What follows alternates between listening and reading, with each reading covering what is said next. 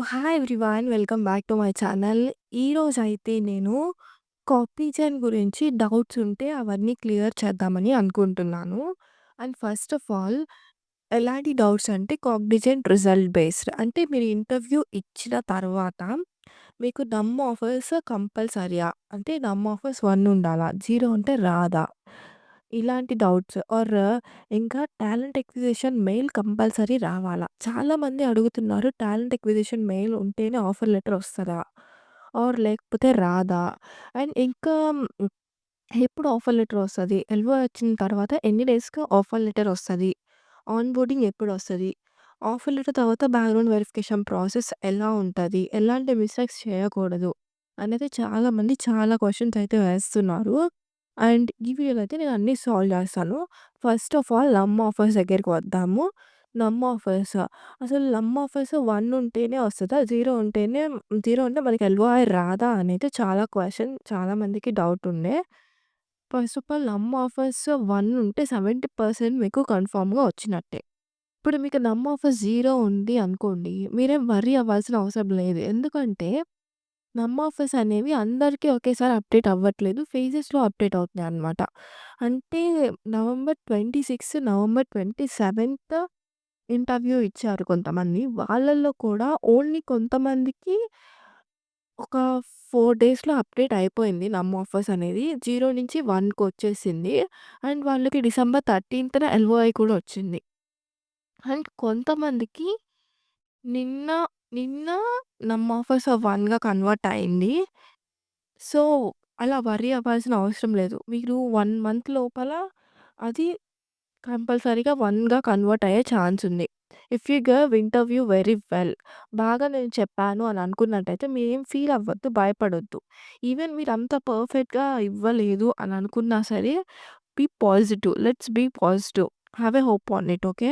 మీరేం వర్రీ అవ్వాల్సిన అవసరం లేదు. మీరు 1 మంత్ దాకా వెయిట్ చేయొచ్చు. నమ్ ఆఫర్స్ అనేది 1గా చేంజ్ అవుతది. ఆ తర్వాత మీకు తొందరలోనే ఎల్‌ఓఐ అయితే రిలీజ్ అయిద్ది. And coming to the next question.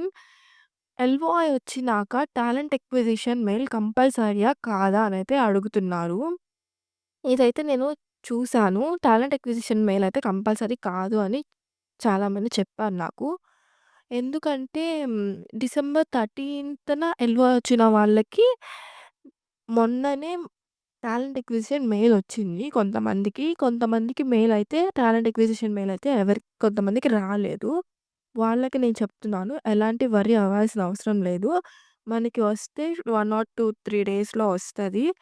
లేకపోయినా ప్రాబ్లమ్ ఏం లేదు అనైతే చెప్పారు. దాని గురించి వర్రీ అవ్వాల్సిన అవసరం లేదు. ఎల్‌ఓఐ వచ్చిన ప్రతి ఒక్కళ్ళకి ఆఫర్ లెటర్ అయితే కంపల్సరీ వస్తది. సో, దాని గురించి మీరైతే ఏం వర్రీ అవ్వకండి.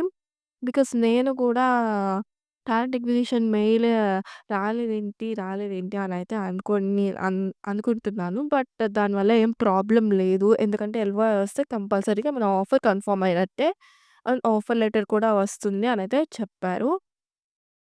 And next coming to offer letter ఎప్పుడొస్తది?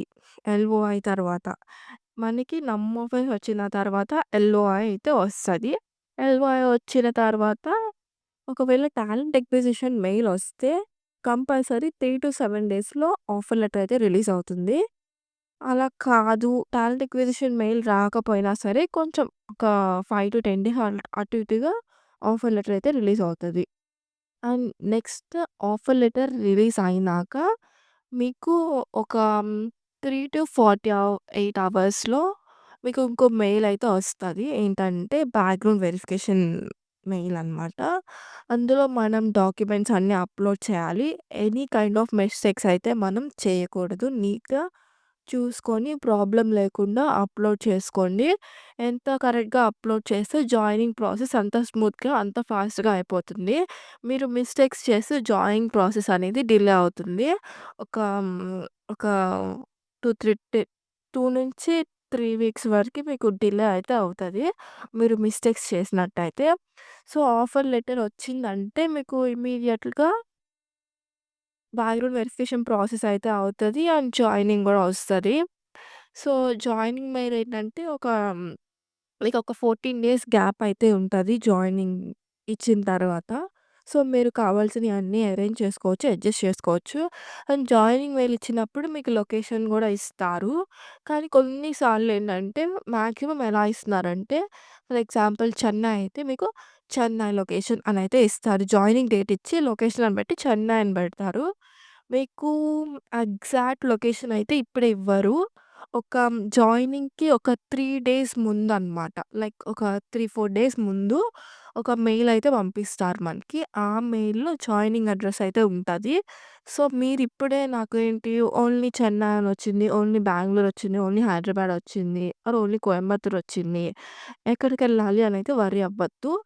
Joining pass, on boarding pass అనైతే మనకి మళ్ళీ ఇంకో మెయిల్ ఒస్తది. 2-3 డేస్ బిఫోరే ఒస్తది. ఆన్ బోర్డ్ అయ్యే ముందు. సో, అందులో అయితే మనం చూసుకోవచ్చు క్లియర్‌గా.